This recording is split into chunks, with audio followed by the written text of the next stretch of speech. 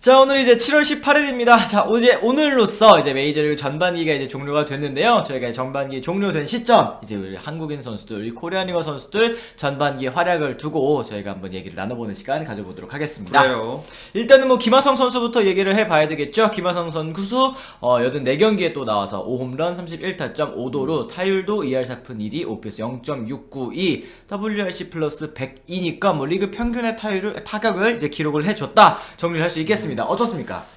일단 뭐 타격 성적만 놓고 봤을 때 2할 4푼, 뭐 특히 OPS도 0.7이 넘지 않으면서 사실 표면적인 성적만 놓고 봤을 때는 타격에서 조금 아쉬워 보이는 성적이긴 하지만 네. 사실 메이저리그가 역대급 지금 투고 타자 상황이고 김하성 선수 같은 경우에는 최고의 투수구장 중 하나인 이 페코파크를 홈으로 쓰기 때문에 네. WRC 플러스, 그러니까 102 평균이고 조정 득점 창출력으로 봤을 때는 102, 그러니까 평균 이상의 타격을 기록하고 있습니다. 맞습니다. 그리고 무엇보다 대단한 점은 역시 이제 수비를 너무 잘해요. 어제 그거 봤어요? 봤어요. 이거 한 바퀴 왜 한 바퀴 도냐?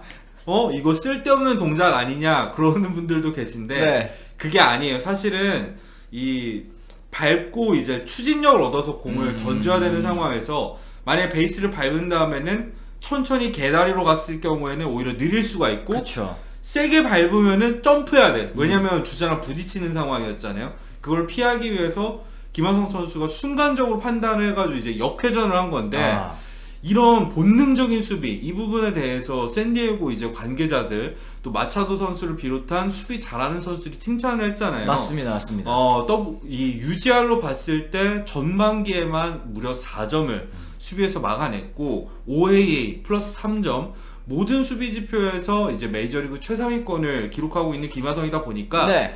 WAR, 그러니까 승리 기여도로 했을 때 벌써 2.7승입니다. 아니, 지난해에는 한 시즌을 풀로 소화를 하고 2.1, 이때도 사실은 수비가 너무 좋았기 때문에 표면적인 타격 성적보다 WR은 높았다 이렇게 말씀드릴 수 있겠지만 올 시즌에는 벌써 전반기에만 2.7을 쌓았습니다. 이 정도 페이스면은 강정호 선수가 2015년 피츠버그에서 기록했었던 한국인 내야수 최다 기록 이제 WR 3.9를 돌파가 거의 유력해 보이는 그런 상황이긴 하네요. 그렇죠. 김하성 선수가 어쨌든 공격에서도 평균적인 수준을 해주고 있으면서 수비에서는 최상위권 활약을 펼치다 보니까 지금 샌디에고 파드리스가 이 주전 유격수인 타티스 주니어가 이탈해 있는 상황에서 정말 위기에 빠질 뻔 했었는데 김하성 선수를 비롯한 기존 선수들이 멋진 활약을 펼쳐주다 보니까 어쨌든 와일드카드 현재 내셔널리그 2위를 기록하고 그렇죠. 있잖아요. 네. 그런 측면에서 봤을 때 김하성 선수의 올 시즌 기여도라던가 평가는 높을 수밖에 없습니다. 맞습니다. 그래서 이 타티스 선수도 사실은 나 유격수 보고 싶다, 너 외야수로 나가는 거 별로 안 좋아한다 이렇게 얘기를 했던 타티스도 지금 이제 복귀 과정에서 외야수 수비를 또 같이 병행하고 있거든요. 그렇죠. 팀에게 도움이 되는 방향이 이제 외야수 출전이라면 뭐 그렇게 하겠다. 사실 이제 김하성 선수가 만약에 못했다고 한다면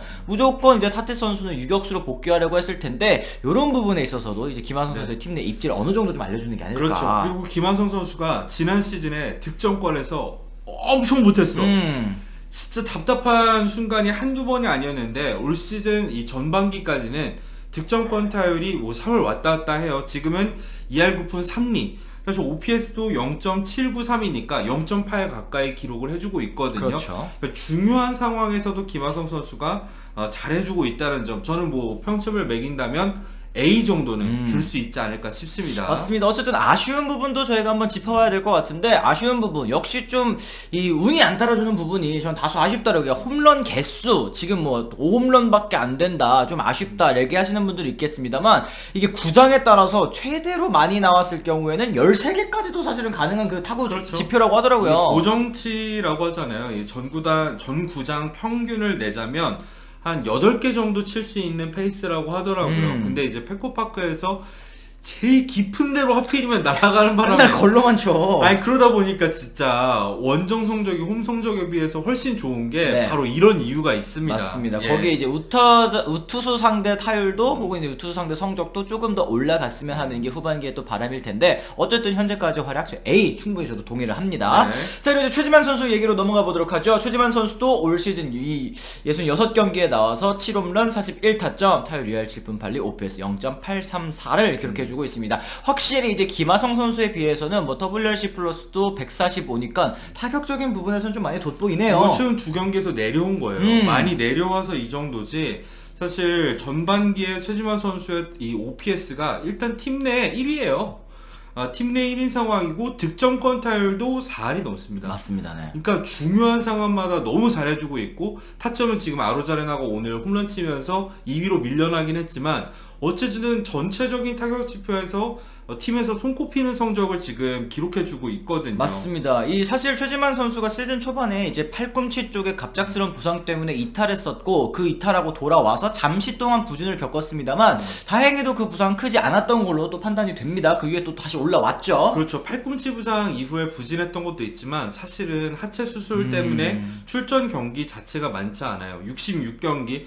그러니까 아직까지 규정 타석에 못 들고 있는 원인이 여기에 있다고 할 수 있겠고 네. 사실 7개 홈런도 최지만 선수의 포지션 1루수를 생각했을 때는 조금은 아쉬운 게 사실입니다. 맞습니다. 지금 근데 좀 아쉬운 부분도 있어요. 그러니까 템파베이 레이스 입장에서 좀 최지만 선수를 너무 홀대하지 않나 싶은 거는 올 시즌 최지만 선수가 좌완 상대로 거의 4할 가까운 타율을 기록하고 있거든요. 그렇죠.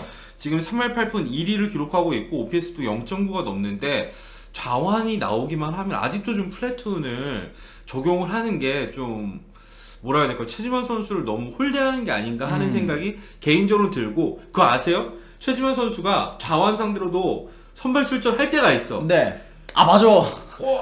크리스 세일 이런 애들 있죠. 아니 왜 잘하는 조한 상대로 봤네. S급 좌타자들도 못 치는 사람이 선발로 나오면은 네. 그때는 또 꼭 낸다? 아니 이 정도 좌하는 칠만한데 이러면은 꼭 벤치고. 꼭 빼고 야 그런 것도 조금은 좀 예. 섭섭하다. 팀 내 위치 측면에서 좀 아쉬운 부분이 있던 것도 사실이고 네. 저는 이 하체 부상이 조금 많았고 팔꿈치 부상도 있었고 이탈 기간도 길고 하다 보니까 최지만 선수 같은 경우에는 B 정도 그러니까 B 플러스 줄까 했는데 여러 가지 좀 아쉬운 부분이 있기는 해요. 그래서 전 B 정도가 아닐까. 그렇습니다. 뭐 어쨌든 지금 연봉 320만 달러 이상의 또 활약, WR 또 1.8 정도 되더라고요. 연봉 생각하면은 A 줘야지. A 줘야지. 가성비급으로 생각하면 이런 이룰 수 없거든요. 하지만 가성비가 아니라 네. 전체적인 활약으로 봤을 때 맞습니다. 이제 어쨌든 템파베이도 부상자가 많은 가운데 51승 41패 와일드카드 1위를 달려가고 있고 또 그 중심에는 또 최지만 선수가 또 소금 같은 역할 해주고 있다. 그렇죠. 정리할 수 있겠습니다. 자 이제 좀 아쉬운 얘기들 좀 해봐도 될 것 같은데 이제 류현진 선수 얘기 사실 지난달 19일 이제 팔꿈치 인대 접합 수술 이제 토미존 수술을 받으면서 기나긴 재활에 돌입을 하기도 했습니다. 류현진 선수의 목표는 일단 12개월 그러니까 가장 짧게 이제 재활을 마치고 복귀를 하는 거를 목표로 하고 있는데 두 번째 토미존 수술인 만큼 길어지면 뭐 1년 6개월까지도 소모가 될 것으로 보이고 그러면 내년에 등판하지 못할 가능성도 있는 상황입니다. 맞습니다. 올 시즌 6경기 등판에서요 2승 무패 평균 자책점 5.67을 남기고 이제 시즌 아웃이 됐는데 결국에는 이제 지난해 후반기부터 이어졌었던 부진이 결과적으로는 이 몸 상태 때문이었구나 라는 점을 좀 어느 정도 알 수 있겠습니다. 류현진 선수가 이제 부상이 심각해지기 전까지 아파서 그런 거 아니다. 체력 떨어진 거 아니다. 메이저리그 투수 중에 이 정도 안 아프고 던지는 선수 하나도 없어요 했는데 결국은 열어보니까 이 인대의 상태가 굉장히 좀 안 좋았었던. 그렇죠. 류현진 선수도 열어보기 전에는 몰랐던 거지. 생각보다 상황이 심각한 상황이었기 때문에 결국에는 수술까지 가게 된 거고요. 네. 큰 수술이죠. 토미존 수술은 관절화순 수술만큼은 아니지만 분명히 두 번째 수술이기 때문에 복귀가 사실 쉽지는 않은 수술이긴 해요. 하지만 류현진 선수가 그동안 큰 수술 여러 번 극복을 하고 재기에 성공을 했기 때문에 저는 희망을 가지고 있고요. 맞습니다. 어쨌든 그 와중에 토론토는 감독 경질 이제 몬토요 감독이 나가게 되면서 큰 변화를 맞게 됐습니다. 여러모로 사실 이제 선발진 기대를 모았던 선발진이기 때문에 류현진 선수가 건강하게 이 제 역할을 해줬었더라면 성적도 지금보다는 좀 달랐을 거라는 생각도 드는데 근데 몬토요 경질되고 3연승 달리고 있는 거 아세요? 그렇습니다. 네. 토론토 타자들이 아주 신이 났더라고요. 맞습니다. 네. 어쨌든 이 류현진 선수도 좀 평점을 내리게 된다면 류현진 선수는 재수강해야죠. 제적입니까? 네, 재수강해야 된다는 측면에서 실제로 지금 재수강 상황에 그렇죠. 몰리게 됐잖아. 네.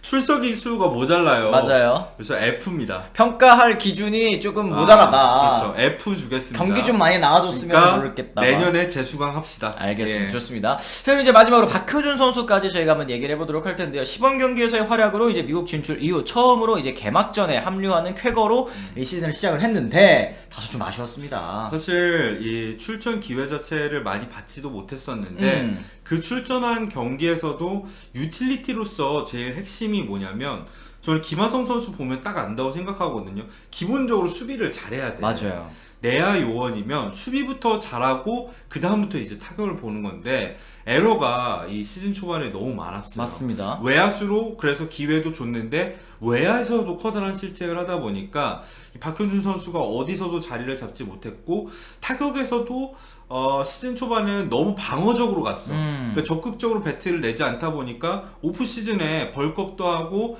타구질이 사실 좋아졌었거든요. 맞아요. 네. 그런 부분들을 시즌 초반에는 발휘하지 못하고 결국에는 강등이 됐었고 다시 한번 올라갔다 바로 내려가고 다시 올라왔을 때 그때 홈런 2개 치고 사실 타구질도 괜찮았었거든요. 다만 그때는 이제 피츠버그 구단이 주전으로 생각하는 선수들이 부상자 명단을 많이 가 있었는데 네. 하나둘씩 복귀를 하면서 박효준 선수의 입지가 줄어드는 게 우리 눈에도 보였었고 결국에는 다시 강등이 됐습니다. 맞습니다. 어쨌든 저는 박효준 선수 이 최우선 과제라고 한다면 역시 수비 보강일 것 같아요. 수비에서 좀 더 탄탄한 모습을 보여줘야 될 것 같은데 이 유틸리티 플레이어로서 뭐 2루수, 3루수, 유격수, 이제 우익수로도 나왔습니다만 어느 한 포지션에서도 좀 이 코칭 스태프들한테 믿음을 주지 못했다는 점이 좀 다소 아쉬웠던 것 같고요. 그렇죠. 이 마이너리그로 내려가서도 현재는 성적이 좀 좋지 못한 상황이던데 다시 한번 또 절치부심하고 좀 동기부여를 삼아야 되겠죠. 마이너리그로 내려갔을 때 그때 이제 아무래도 심리적으로 좀 속상하잖아요. 네. 그러다 보니까 박효준 선수가 마이너리그 처음 내려갔을 때 항상 못해.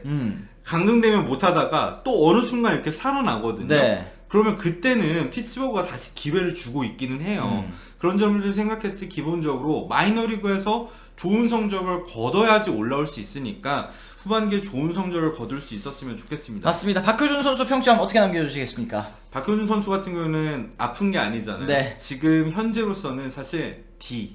D가 사실 더 안 좋아. D가 안 D는 좋아. 재수강이 안 되거든요. 그렇죠. 근데 지금까지 모습을 보면은 사실 C도 줄 수 없어요. 네, 지금 너무 안 좋은 상황인데 마이너리그에서 일단 절치부심하는 모습을 보여줬으면 좋겠습니다. 그렇습니다. 어쨌든 이 전반기 또 코리안 리거들의 활약 속에서도 즐거운 날도 있었고 좀 슬프고 아쉬운 날들도 많으셨을 것 같은데요. 어쨌든 후반기에도 아직까지 뭐 2달 정도 남아있지 않습니까? 이 후반기에도 이 코리안 리거들 모두 다 좋은 모습, 잘하는 모습 보여줬으면 좋겠습니다. 그래서 저희가 오늘 준비한 컨텐츠는 또 여기까지고요. 저희는 또 이제 내일 모레 또 이제 올스타전이잖아요. 그렇죠. 내일 모레 그리고 이제 목요일까지인가요? 네, 맞나요? 목요일까지는 저희가 라이브 방송을 쉬려고 합니다. 네네네. 그 이후에 금요일에 돌아오도록 할 테니까 그때부터 많은 시청 부탁드리겠습니다. 알겠습니다. 저희는 그럼 이제 금요일에 다시 돌아오겠다는 말씀 전해드리면서 오늘은 이만 물러가 보도록 하겠습니다. 지금까지 시청해주신 분들 모두 감사합니다. 고맙습니다.